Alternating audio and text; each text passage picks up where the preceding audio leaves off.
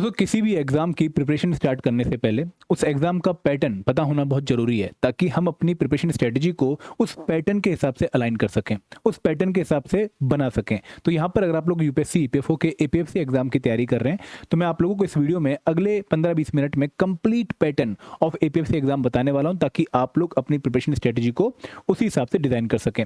लेकिन आगे बढ़ने से पहले मैं आप लोगों से रिक्वेस्ट करूँगा कि अगर आप लोग UPSC, EPFO, APFC exam preparation में एडुटैप के कोर्सेज में इंटरेस्टेड हैं, लेकिन आपको डाउट है कि भाई इनका कोर्स कैसा होगा, क्या एग्जाम की रिक्वायरमेंट मीट कर रहा होगा या नहीं होगा, क्वालिटी अच्छी होगी या नहीं होगी, तो आपके इस प्रॉब्लम के लिए हमने एक सॉल्यूशन तैयार किया है। ये सॉल्यूशन है ₹1 का डेमो कोर्स, जहां पर एनरोल करके आप 48 घंटे के लिए हमारे मेन कोर्स का एक्सेस ले सकते हैं और कोर्स में आके आप चेक कर सकते हैं भाई किस तरीके से हमने एपीएफसी एग्जाम के डिफरेंट कंपोनेंट्स को कवर किया है, किस क्वालिटी से कवर किया है और क्या एग्जाम की रिक्वायरमेंट उनकी मीट हो रही है या नहीं हो रही है। तो दोस्तों अगर आप लोगों ने इस डेमो कोर्स में एनरोल करना है तो लिंक आपको वीडियो के डिस्क्रिप्शन में दिया गया है। आप उस लिंक पे जाके इस पर्टिकुलर पॉइंट पे पहुंचेंगे और यहां पर आकर आप हमारे डेमो कोर्स में एनरोल कर सकते हैं।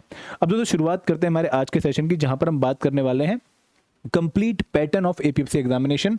और दोस्तों यहाँ पर मैं आप लोगों को क्या क्या बताने वाला हूँ, मैं आप लोगों को बताने वाला हूँ कि भाई कितनी स्टेजेस में एपीएफसी एग्जाम कंडक्ट होता है। तो सबसे पहले हम नंबर ऑफ स्टेजेस की बात करेंगे। उसके दोस्तों हम बात करने वाले हैं कि भाई यहाँ पर आप लोगों को रिक्रूटमेंट स्टेज का पैटर्न क्या देखने को मिलने वाला है। फिर हम बात करेंगे कि भाई इंटरव्यू स्टेज का पैटर्न क्या होता है और आप कौन कौन सी भाषा में इस एग्जाम का इंटरव्यू दे सकते हैं। और फिर दोस्तों हम कवर करेंगे कि भाई कॉमन डाउट्स पैटर्न के रिगार्डिंग बच्चों के क्या होते हैं, उनका मैं आप लोगों को सोल्यूशन प्रोवाइड करूंगा। तो इस तरीके से हर एक पॉइंट हम पैटर्न के रिगार्डिंग यहाँ पर करने वाले हैं। तो सबसे पहले अगर हम नंबर ऑफ स्टेजेस की बात करें तो इस एग्जाम की सबसे खास बात यही है कि भाई ये exam 2 stage exam process follow करता है। आप जितने भी और कॉम्पिटिटिव एग्जाम्स देखेंगे जो कि सिमिलर लेवल प्रोफाइल के लिए होते हैं, फॉर एग्जांपल अगर आप यूपीएससी का सिविल सर्विस एग्जाम देखेंगे, वहां पर आप लोगों को 3 स्टेज में एग्जाम प्रोसेस कंप्लीट होता हुआ दिखता है। पहले प्रीलिम्स स्टेज है जो कि एक ऑब्जेक्टिव पेपर की स्टेज है, फिर आप लोगों को मेंस की स्टेज देखने को मिलती है और फिर आपको इंटरव्यू की स्टेज देखने को मिलती है। प्रीलिम्स में आपके 2 पेपर होते हैं, मेंस में आपके 9-10 पेपर होते हैं और फिर आपका इंटरव्यू कंडक्ट होता है, तब जाकर आप UPSC civil service exam qualify करते हैं।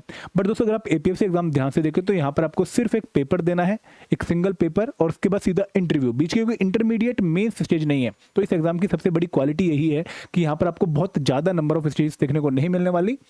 इवन अगर आप इसको कंपेयर करोगे regulatory body exams like RBI, NABARD से भी, तो वहां पर भी आपको 3 स्टेज में एग्जाम प्रोसेस होता हुआ दिखता है, बट यहां पर नंबर ऑफ स्टेजेस 2 हैं। और वो स्टेजेस कौन सी हैं? नंबर ऑफ स्टेजेस में पहली स्टेज है रिक्रूटमेंट टेस्ट। रिक्रूटमेंट टेस्ट एक ऑफलाइन ऑब्जेक्टिव पेपर है जो कि 300 मार्क्स का होता है और इस स्टेज को अगर आप क्वालिफाई कर लेते हैं तो आप जाते हैं सीधा इंटरव्यू देने, और इंटरव्यू आप लोगों का 100 मार्क्स का होता है और इंटरव्यू भी आपका ऑफलाइन मोड में होता है। तो जो पूरा एग्जाम प्रोसेस है ये ऑफलाइन मोड में होता है। पहले recruitment test, offline objective paper और फिर सीधा इंटरव्यू। और दोस्तों यहाँ पर आप लोगों को इस पर्टिकुलर एग्जाम स्टेज में एक और अच्छी बात ये देखने को मिलेगी कि इन्होंने रिक्रूटमेंट टेस्ट की जो वेटेज है वो ज्यादा रखी हुई है। इंटरव्यू की वेटेज सिर्फ 100 मार्क्स है और रिक्रूटमेंट टेस्ट की वेटेज 300 मार्क्स है। तो कहीं ना कहीं जो आपकी मेरिट में परफॉर्मेंस है उसको ज्यादा रिकॉग्निशन मिल रही है। तो अगेन ये इस एग्जाम का पॉजिटिव पॉइंट है। क्लियर है? अब दोस्तों बात करते हैं कि इस रिक्रूटमेंट स्टेज का पैटर्न क्या है, किस तरीके से आपका रिक्रूटमेंट टेस्ट पूरी कंडक्ट होते हुए दिखती है। मैं आपको बहुत आराम से बताता हूं। देखो जनरली जो एपीएफसी एग्जाम का पेपर है वो संडे को कंडक्ट होता है और संडे को भी जो यूपीएससी की स्टैंडर्ड टाइमिंग है पेपर कंडक्ट करने की 9:30 से 11:30 कंडक्ट होता है इन दी मॉर्निंग। अब दोस्तों यहाँ पर जब आप पेपर देने जाएंगे तो आप पहले अपने एग्जाम हॉल में जाएंगे, वहां पर जाकर इन्विजिलेटर आपके हाथ में एक पेपर देगा। उस पेपर पर आपको पहले पेज पे इंस्ट्रक्शंस देखने को मिलेंगे जो मैंने यहाँ पर आपको दिखा भी रखी हैं, और उसके अंदर एक ओएमआर शीट होगी। जैसे ही आपको पेपर मिलेगा तो उस पेपर में आप लोगों को हिंदी और इंग्लिश भाषा में क्वेश्चन देखने को मिलेंगे। अगर आप हिंदी माध्यम के हैं तो आप हिंदी माध्यम में क्वेश्चन पढ़ के उनका आंसर ओएमआर शीट पे लगा सकते हैं। अगर आप इंग्लिश माध्यम के हैं तो आप इंग्लिश मीडियम में क्वेश्चन पढ़ के उनका आंसर ओएमआर शीट में लगा सकते हैं।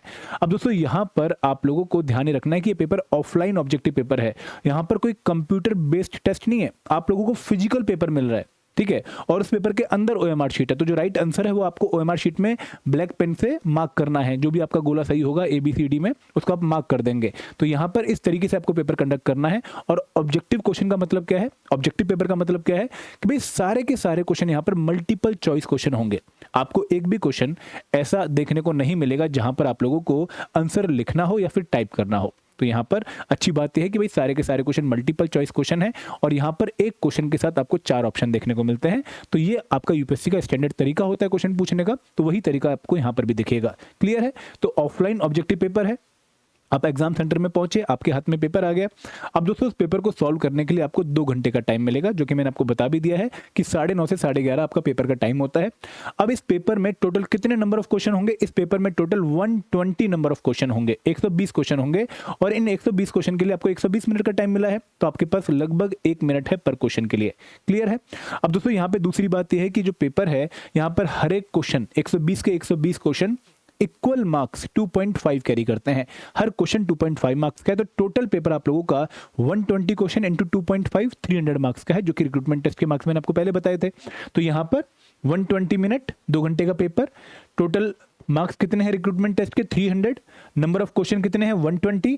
पेपर हिंदी भाषा में भी होगा और इंग्लिश मीडियम में भी होगा, और हर क्वेश्चन के मार्क्स हैं 2.5। क्लियर है?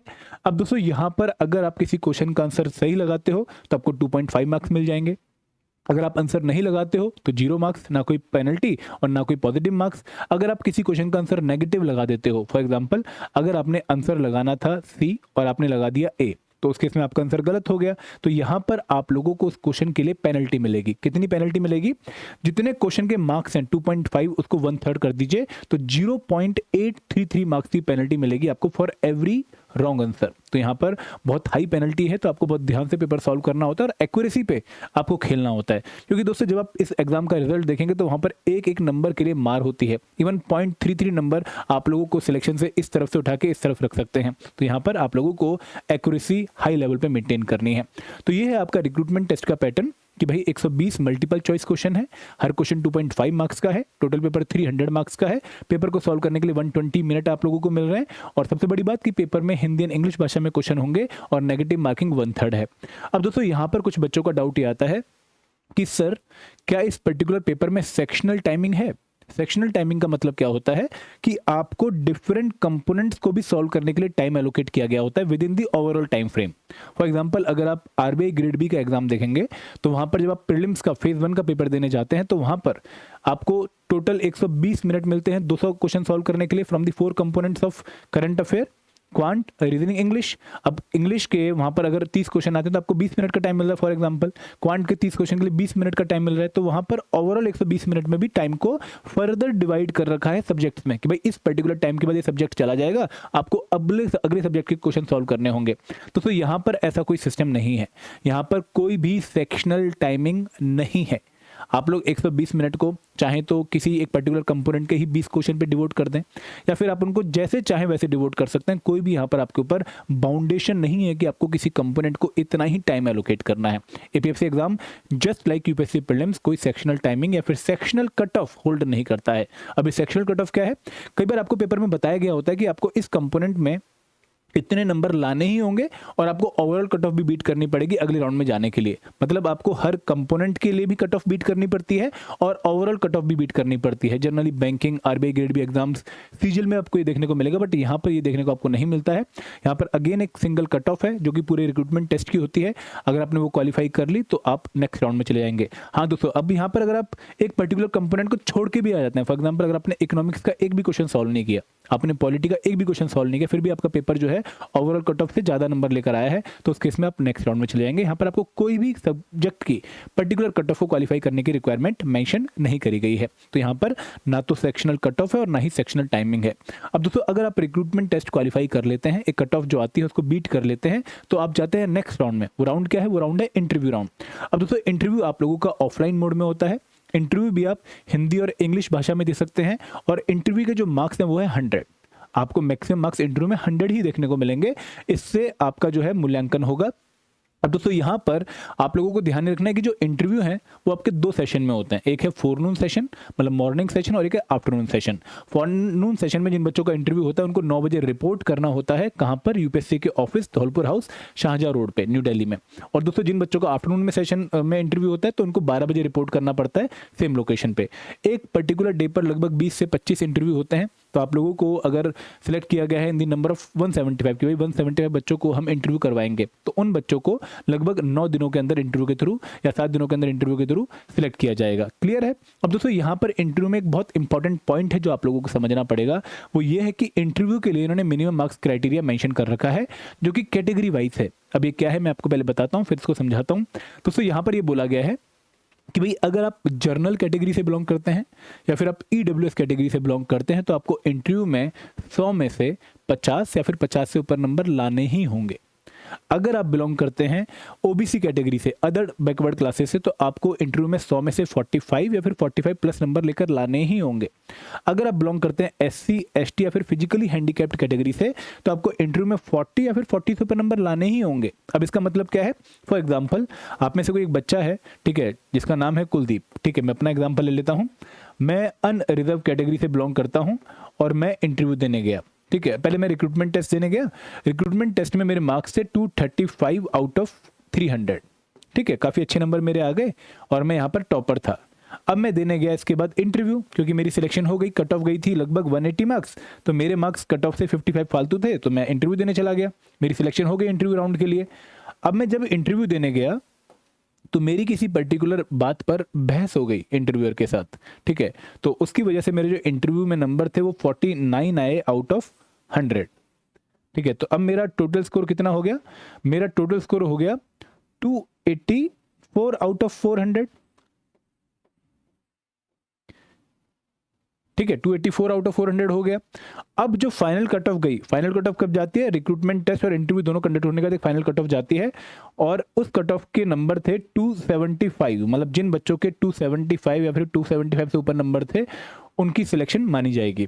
अब दोस्तों मेरे नंबर 284 हैं, तो मेरे नंबर तो फाइनल कट ऑफ से 9 नंबर फालतू हैं, तो क्या मेरी सिलेक्शन होगी या नहीं होगी? तो आपको लग रहा होगा कि हाँ मेरी सिलेक्शन हो जानी चाहिए, क्योंकि मेरे मार्क्स जो हैं वो ओवरऑल कट ऑफ से ज़्यादा हैं, बट मेरी सिलेक्शन इस केस में नहीं होगी। क्यों नहीं होगी? क्योंकि मुझे इंटरव्यू में बोला गया था कि भाई क्योंकि आप जर्नल कैटेगरी से बिलोंग करते हो, अनरिजर्व कैटेगरी से बिलोंग करते हो, तो जो आपके मार्क्स हैं वो 50 या फिर 50 से ऊपर होने चाहिए, जो कि आपके नहीं हैं। तो भले ही आपने जो कट ऑफ है फाइनल वो क्वालिफाई कर ली हो, उससे ज़्यादा आपका टोटल स्कोर बन रहा हो, बट आपकी सिलेक्शन नहीं मानी जाएगी क्योंकि आपने इंटरव्यू की मिनिमम मार्क्स क्राइटेरिया को जो है फुलफिल नहीं किया। तो ये पॉइंट आप लोग ध्यान रखिएगा कि भले ही आप रिक्रूटमेंट टेस्ट में टॉपर क्यों ना हो, वहां पर आपने मैक्सिमम भी स्कोर क्यों ना कर लिया हो, जब तक आप इंटरव्यू का मिनिमम मार्क्स क्राइटेरिया फुलफिल नहीं करेंगे आपकी सिलेक्शन नहीं होगी, भले ही आपके मार्क्स ओवरऑल कट ऑफ से ज़्यादा हो दोनों स्टेजेस मिला के। क्लियर है? आगे बढ़ते हैं। अब दोस्तों मैं आप लोगों के कुछ कॉमन डाउट्स ले लेता हूं रिगार्डिंग दी पैटर्न, ताकि आप लोगों को और क्लैरिटी मिल जाए। कॉमन डाउट्स क्या आते हैं कि सर क्या ये पेपर हिंदी और इंग्लिश दोनों भाषा में होता है? बिल्कुल, आप रिक्रूटमेंट टेस्ट का पेपर भी हिंदी और इंग्लिश भाषा में देखेंगे और आप इंटरव्यू भी हिंदी और इंग्लिश भाषा में दे सकते हैं, बट आप रीजनल लैंग्वेजेस में मराठी, कन्नड़ा, बंगाली, मलयालम, तेलुगु, तमिल, इनमें आप इंटरव्यू नहीं दे सकते और नहीं आपको रिक्रूटमेंट टेस्ट का पेपर इन लैंग्वेजेस में देखने को मिलेगा। पहली बात। दूसरी बात कि भाई क्या इस पेपर में सेक्शनल टाइमिंग होती है? मैंने आपको बताया है कि भाई कोई सेक्शनल टाइमिंग नहीं है, आप लोगों को किसी भी कंपोनेंट के लिए कोई टाइम एलोकेट नहीं किया गया है। क्या यहाँ पर सेक्शनल कट ऑफ होती है? नहीं भाई, सेक्शनल कट ऑफ भी नहीं होती है। आपको ऐसी कोई बाउंडेशन नहीं है कि आपको इस कंपोनेंट में इतना ही स्कोर करना है, कुछ ऐसा बाउंडेशन यहाँ पर नहीं है। क्या यहाँ पर नेगेटिव मार्किंग है पेपर में? बिल्कुल नेगेटिव मार्किंग है। अगर आप किसी भी क्वेश्चन का आंसर गलत लगा देते हो तो उस क्वेश्चन के जितने मार्क्स हैं उसकी 1/3, 2.5 का 1/3, 0.833 की नेगेटिव मार्किंग आप लोगों को देखने को मिलेगी। क्या यहाँ पर क्वेश्चन ऑब्जेक्टिव आते हैं, डिस्क्रिप्टिव आते हैं? तो यहाँ पर क्वेश्चन सिर्फ और सिर्फ रिक्रूटमेंट टेस्ट में ऑब्जेक्टिव आते हैं, मल्टीपल चॉइस क्वेश्चन आते हैं जहां पर एक क्वेश्चन और 4 ऑप्शन होते हैं। अब एक डाउट और आता है कि सर क्या एपीएफसी एग्जाम का जो पैटर्न है, हमने ईपीएफओ का एक और एग्जाम सुना है ईओओ, उससे सेम है? तो exactly same process UPSC follow करता है for conducting the APFC exam and for conducting the EO exam. 2023 में और 2025 में आप लोगों को एग्जैक्टली सेम पैटर्न देखने को मिला था और 2025 में तो दोनों ही पेपर का कंबाइंड रिक्रूटमेंट टेस्ट हुआ था। तो यहाँ पर कोई भी डिफरेंस पैटर्न के रिगार्डिंग आप लोगों को देखने को नहीं मिलने वाला। तो दोस्तों यहाँ पे ये था complete pattern of UPSC EPFO APFC examination. I hope इस वीडियो को देखने के बाद पैटर्न के रिगार्डिंग आपके मन में कोई भी डाउट नहीं बचा होगा। अब दोस्तों अगर आप इस एग्जाम की तैयारी कर रहे हैं और इस एग्जाम की प्रिपरेशन में किसी कोर्स को यूज करने के बारे में सोच रहे हो तो हमने आपके लिए 3 अट्रैक्टिव कोर्सेज लॉन्च कर रखे हैं।